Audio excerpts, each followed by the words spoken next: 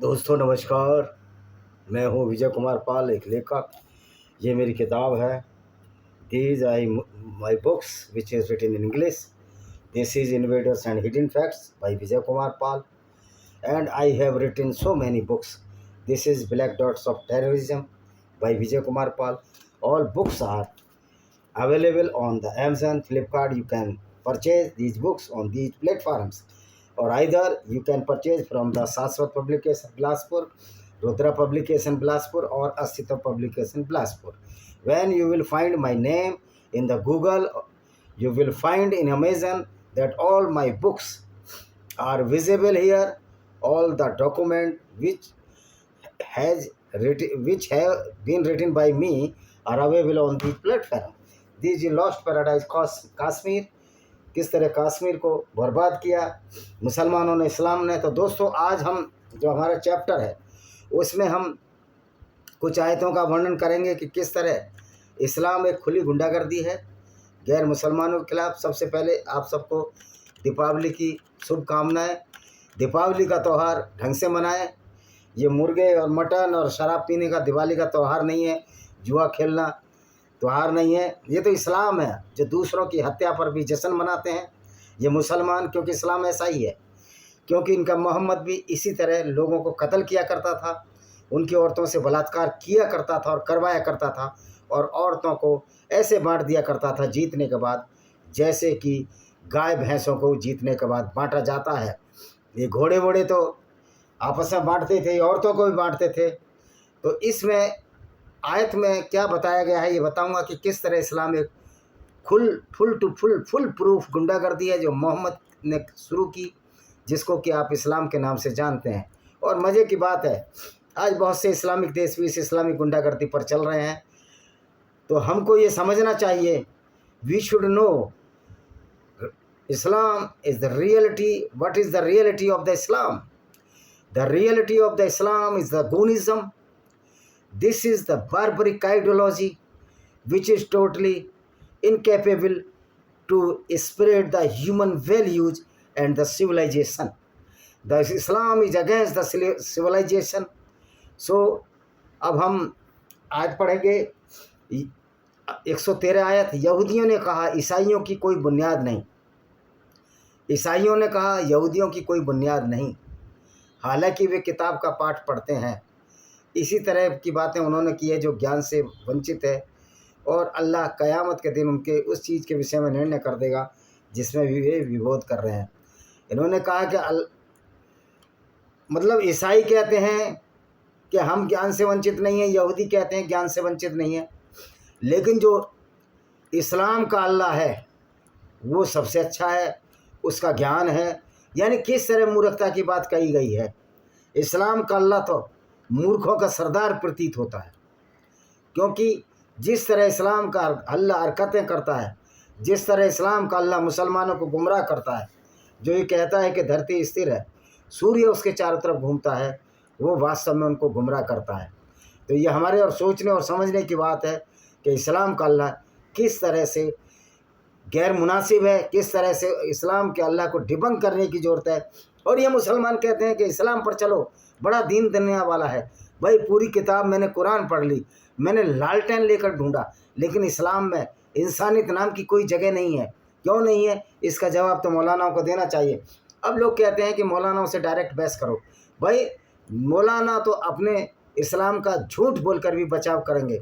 यही वही मोहम्मद था जो काफिले लूटा करता था, और ये वही मोहम्मद है जो मौलाना साजिद रशीदी इस मोहम्मद को बचाने के लिए कहता था कि एक बुढ़िया कूड़ा फेंका करती थी।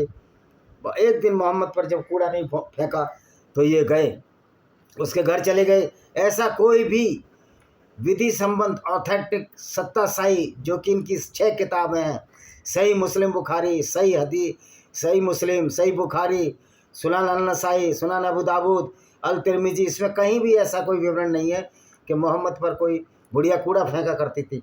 क्योंकि मोहम्मद तो वो व्यक्ति था, वो नीच पराकाष्ठा तो उसकी थी कि उसने तो असवा बिन्त मरवान को, एक जो कवित्री थी जो मोहम्मद के लूटपाट का विरोध करती थी, उसका भी कत्ल करा दिया। तो आप उस नबी से, उस पैगंबर से, ये आपका पैगंबर है, हमारा पैगंबर नहीं, हम ऐसे आदमी को जो लुटेरा हो, बलात्कारी हो, उसको अपना पैगंबर नहीं मान सकते, तो वो व्यक्ति क्या उस बुढ़िया को कूड़ा फेंकने पर छोड़ देता? उसने एक आदमी खटामा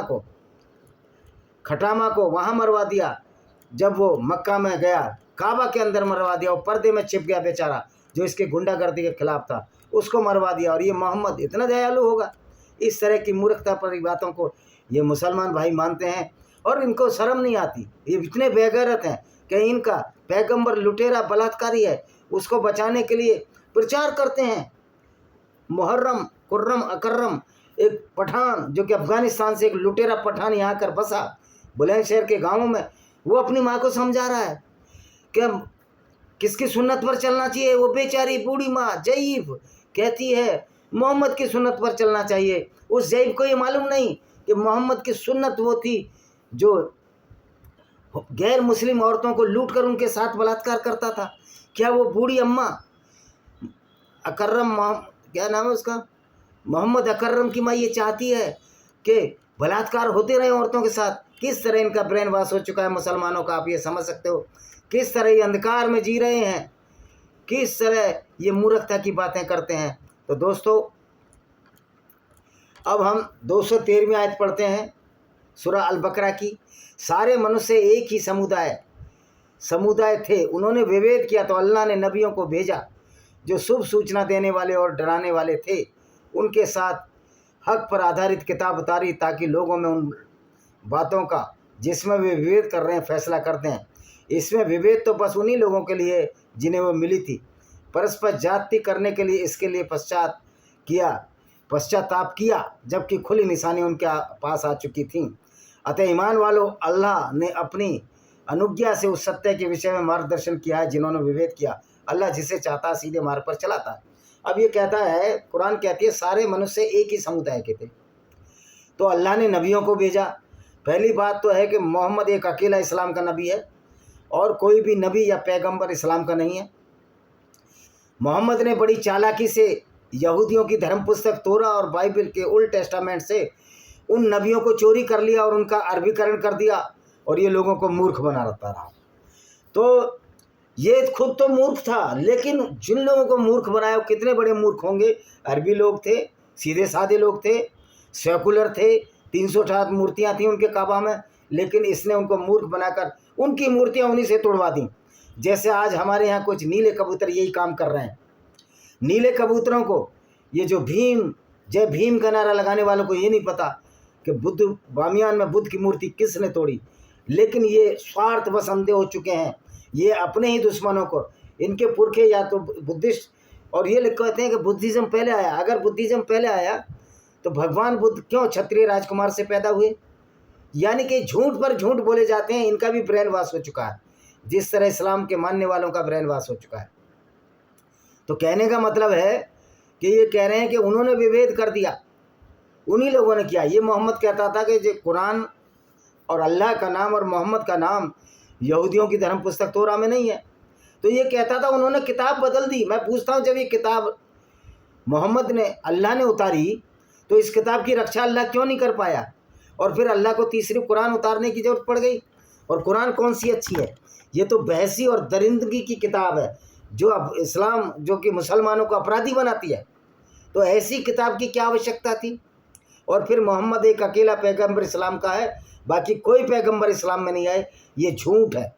तो अल्लाह जिसे चाहता सीधे मार्ग पर चलाता है। अल्लाह की औकात ही नहीं है, क्योंकि मोहम्मद को भी पता था कि अल्लाह के नाम पर मोहम्मद बलात्कार कर रहा था, कत्ल गारत कर रहा था, औरतों को बाज़ारों में बेच रहा था, औरतों की दलाली कर रहा था। जब ये औरतों की दलाली कर रहा था, इसको भी पता था कि कुछ लोग मेरी विचारधारा को स्वीकार ही नहीं करेंगे, कुछ लोग मेरे से सहमत नहीं होंगे, और जब मेरे से सहमत नहीं होंगे तो इस्लाम छोड़ देंगे, इस्लाम को गाली देंगे, पैगंबर को गाली देंगे, मोहम्मद को गाली देंगे, अल्लाह को गाली देंगे। गाली देने की मतलब ही क्यों नहीं है? क्योंकि मोहम्मद के जो क्रियाकलाप हैं खुद मोहम्मद के लिए और मुसलमानों के लिए गाली हैं। ये उनके लिए एक बेशर्मी का आलम है जिसे इस्लाम कहते हैं, और ये बेशर्मी फैलाई इनके पैगंबर सो कॉल्ड मोहम्मद बिन अब्दुल्ला ने, जो अब्दुल्ला का बेटा था और जो गैर मुस्लिम की औलाद था।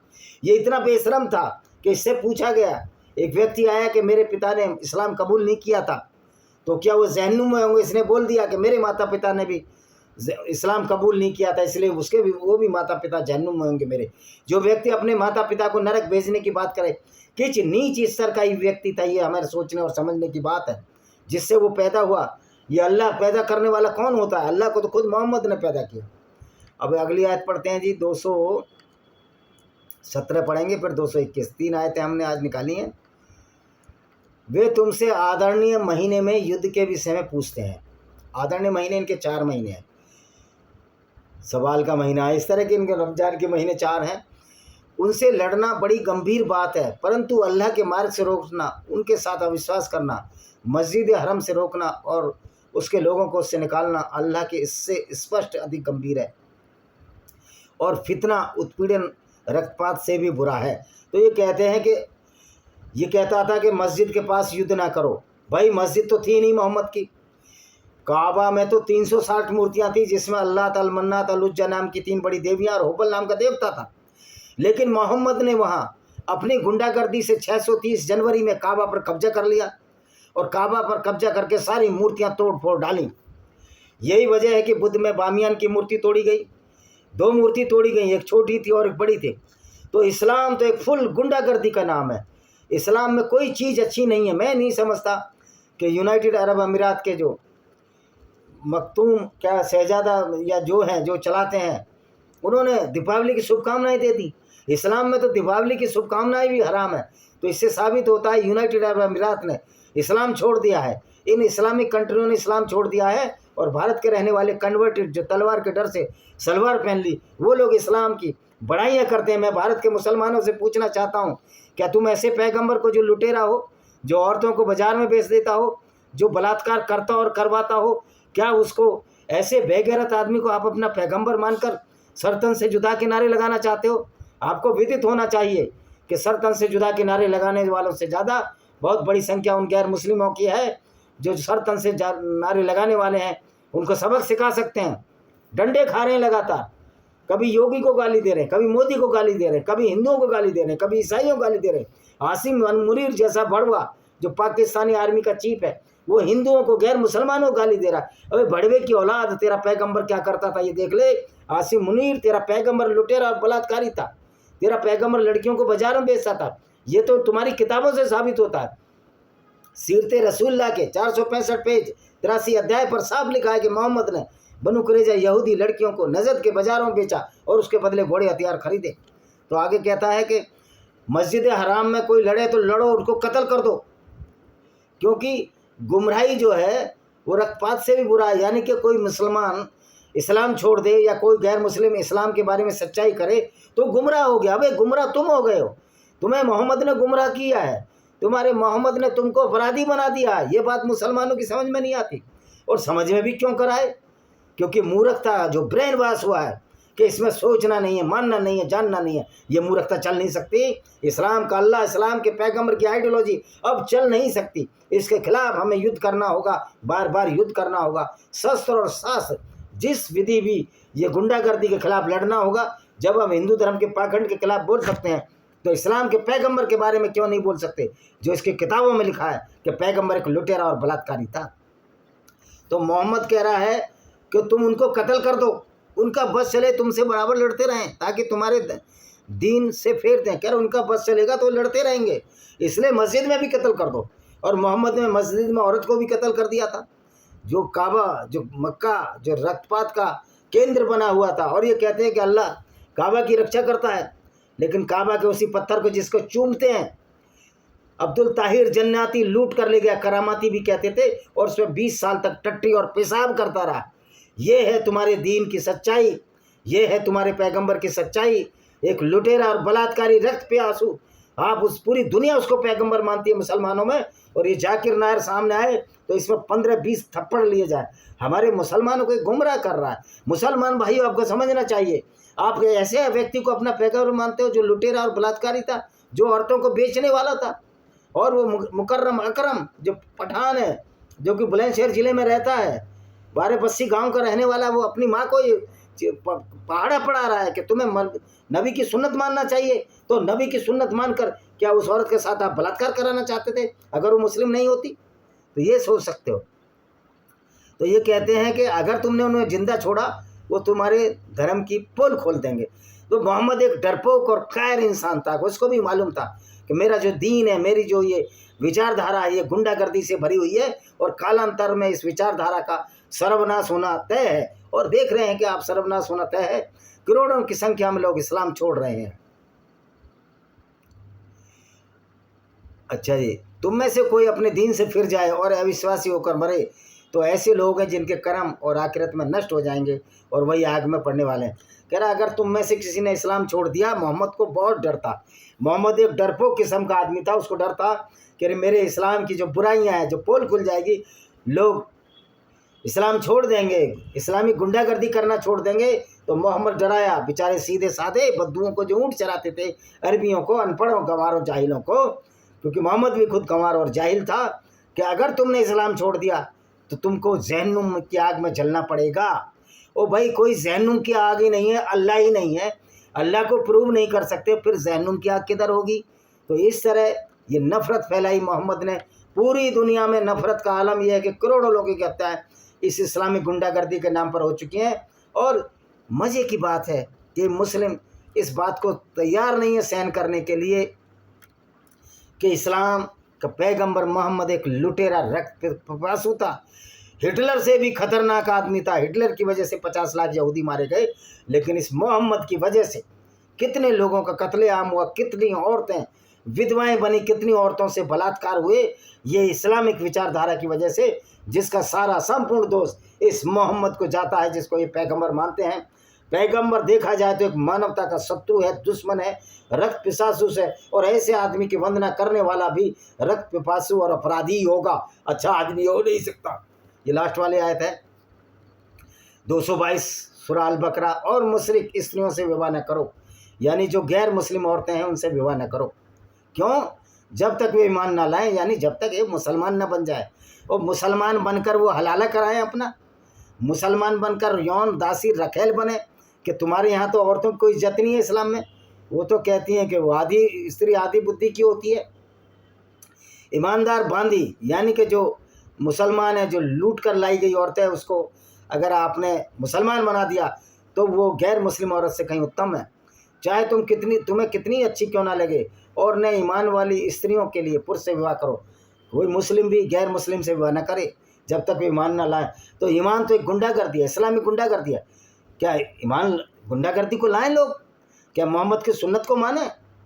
यानी कि इस तरह मोहम्मद लोगों को बेवकूफ़ बनाता था और अपनी गुंडागर्दी को, अपने काम वासना की पूर्ति को, धन लिप्सा की पूर्ति को, जो उसने काफिले लूटकर कमाया, और लोगों को बेवकूफ़ बनाता था कि धन की लालसा मत करो। जिस तरह आज ये पाखंडी ब्रह्मचारी, ये बागेश्वर धाम और इतने पाखंडी हिंदुओं में है, धन की लिप्सा मत करो, लेकिन खुद धन कमाने में लेके पैर पड़ते हैं उनके। अरे भाई क्या है, वो भी तो इंसान है। तो लोगों की मूर्खता का ये बड़ा पैमाना है, और इस्लाम तो मूर्खताओं से भरा हुआ है, पाखंड और अंधविश्वास से भरा हुआ है। ये कहती है एक गुलाम जो पुरुष है, जो मुसलमान है, वो जो गैर मुस्लिम है उससे ज़्यादा अच्छा है। यानी कि देखो किस तरह नफरत फैलाई गई है, चाहे वो तुम्हें कितना ही अच्छा क्यों ना लगे। यानी मूर्ख मुसलमान से ही शादी करो जो ये मानता है कि धरती चपटी है, चादर की तरह फैली हुई है, और अल्लाह ने 6 खंभे बना दिए और धरती स्थिर है, सूर्य उसके चारों तरफ घूमता है। यानी ऐसी मूर्खताओं की जो कल्पना करने वाले लोग हैं उनसे शादी करो। ऐसे लोग जहन्नम की ओर बुलाते हैं। अल्लाह अपने अनुग्रह, देखो ना कोई जहन्नुम है ना कोई अल्लाह है, ये सब ये मोहम्मद का चलाया हुआ एक आइडियोलॉजी थी, एक गुंडागर्दी थी, जिसके सामने किसी को सरेंडर नहीं करना।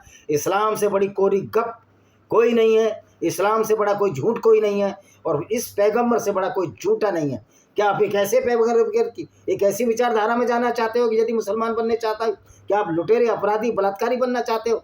क्योंकि इस्लाम में तो गैर मुस्लिम औरतों को लूट कर उनके साथ बलात्कार की इजाज़त है। ये मेरी किताब है विनेमस पेंस ऑफ कोबरा, ये इस्लाम की पूरी गुंडागर्दी का उल्लेख करती है, इसको भी आप लीजिए। ये है लेमेंट ऑफ सिंजार, ये मैंने कल भी दिखाई थी, इसको भी आप लीजिए। ये सारी किताबें इस्लाम की गुंडागर्दी की पोल खोलती हुई हैं। ये ज़ौहर लीजिए, और इसी तरह पैरानोइया ऑफ कल्ट्स लीजिए। तो मुसलमानों इस्लाम छोड़ो, और मैं तो हिंदुओं को भी कहता हूँ कि इन पाखंडों को छोड़ो, क्योंकि हिंदू धर्म में कोई पाखंड का अंश नहीं है, और हिंदू धर्म में कोई ऊंच नीच, जन्म से जाति का कोई आधार नहीं है। फिर आप क्यों मानते हो इस बात को? तो इसी के साथ मैं इस वीडियो को विराम देता हूँ। वंदे मातरम, जय हिंद, आपका दिन शुभ हो।